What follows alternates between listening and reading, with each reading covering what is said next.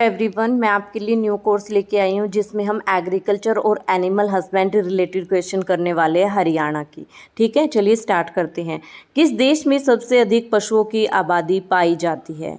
भारत, चीन, यूएसए या डेनमार्क? तो सबसे अधिक पशुओं की आबादी कहाँ पाई जाती है? भारत में पाई जाती है। अगर हम पिछली जनगणना के अनुसार बात करें तो 4.6% वृद्धि हुई है पशुओं की आबादी में। ठीक है, 20वीं पशुगणना के अनुसार 4.6% वृद्धि हुई है। ठीक है, नेक्स्ट क्वेश्चन है हमारा, थारपारकर किस पशु की नस्ल है? थारपारकर गाय, भैंस, बकरी या भेड़? तो थारपारकर गाय की नस्ल है। गाय की और भी नस्ल है जैसे सुरती, साहिवाल, थारपारकर, हलीकर।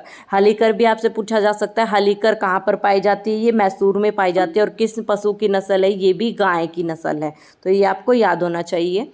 राज्य में किस फसल को स्थानीय भाषा में आषाढ़ी की फसल कहा जाता है? साढ़ की फसल कहा जाता है, रबी, खरीफ, जायद या ये सभी? तो इसका आंसर है रबी की फसल को। रबी की फसल को आषाढ़ी की फसल कहा जाता है। ये नवंबर में बोई जाती है और अप्रैल में काटी जाती है। इसमें आता है गेहूं, जौ, चना, मटर, दाल, ये सब रबी की फसल है। ठीक है, अब हम जायद की बात कर लेते हैं। जायद की फसल जो होती है वो रबी और खरीफ के बीच की फसल होती है। ठीक है, रबी और खरीफ के बीच की फसल होती है जायद की फसल। और जायद की फसल में क्या क्या आता है? तरबूज, खीरा, ककड़ी, अरबी एटसेट्रा, ये सब किस में आता है? जायद की फसल में आता है। नेक्स्ट क्वेश्चन है, गेहूं उत्पादन की दृष्टि से हरियाणा का भारत में कौन सा स्थान है? पहला, दूसरा, तीसरा या चौथा? तो गेहूं उत्पादन में हरियाणा का भारत में कौन सा स्थान है? तीसरा स्थान है। नेक्स्ट क्वेश्चन है, गाय की उपस्थिति का पीला रंग कैराटीन, एंथोसायनिन, विटामिन बी या कोई नहीं? तो किस वजह से होता है? कैराटीन की वजह से होता है। भारतीय पशु चिकित्सा अनुसंधान संस्थान कहाँ पर स्थित है? पशु चिकित्सा अनुसंधान संस्थान कहाँ पर है? कानपुर, लखनऊ, हिसार या बरेली? तो कहाँ पे है? इज्जतनगर, बरेली, यूपी में पशु चिकित्सा अनुसंस्थान। ये 1889 में स्थापित हुआ था। कौन सा? इज्जतनगर, बरेली में है, ये यूपी में भारतीय पशु चिकित्सा अनुसंधान संस्थान।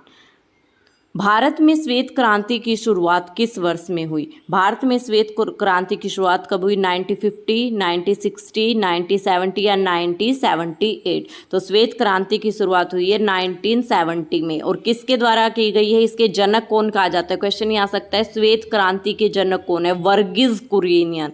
वर्गीज कुरियन, ठीक है, वर्गीज कुरियन, ये इसके जनक कहा जाता है। और श्वेत क्रांति किससे रिलेटेड है? दूध से रिलेटेड है। ठीक है, नेक्स्ट क्वेश्चन है हमारा, एपीकल्चर किससे संबंधित है? मत्स्य पालन, मुर्गी पालन, मधुमक्खी पालन या कुक्कुट पालन? तो एपीकल्चर किससे रिलेटेड है? मधुमक्खी पालन से रिलेटेड है, मधुमक्खी पालन।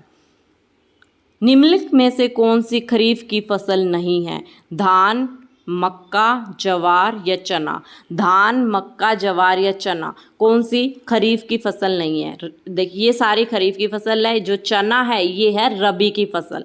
गेहूं, जौ, चना, मटर, सरसों, ये सब है रबी की फसल। ठीक है, ये आपको पता होना चाहिए। और सावनी फसल चावल, मक्का, जवार, अरहर, बाजरा, कपास, गन्ना, ये सब है हमारी खरीफ की फसल। तो इनमें से खरीफ की फसल कौन सी नहीं है? चना नहीं है।